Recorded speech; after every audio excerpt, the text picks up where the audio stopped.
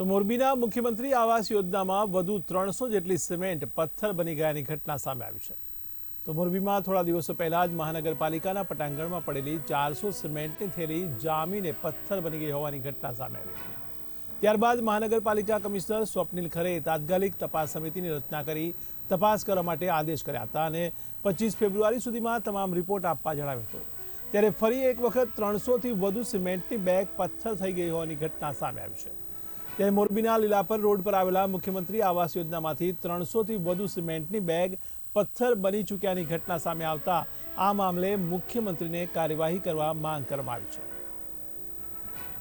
મોરબી મહાનગરપાલિકાના વિસ્તારમાં આવેલ લીલાપર ગામ મુકામે મુખ્યમંત્રી આવાસ યોજનાની અંદર હું અત્યારે મુલાકાત આવ્યો છું। થોડા સમય પહેલા મોરબીની અંદર અંદાજિત 400 જેટલી સિમેન્ટની થેલી એક પથ્થર સમાન બની ગઈ હતી।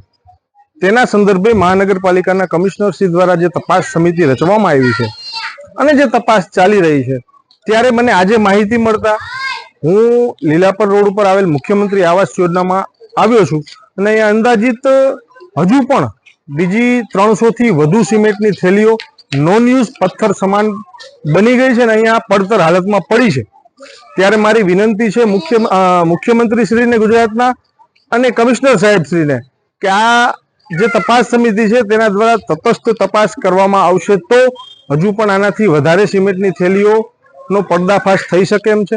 આની અંદર જે કોઈ પણ સમાવેશ હોય, જે કોઈ પણ લોકો આની અંદર સમાવેશ હોય એ તમામ ઉપર કાયદેસરના પગલાં ભરવા જોઈએ ને ફોજદારી ગુનો દાખલ થવો જોઈએ।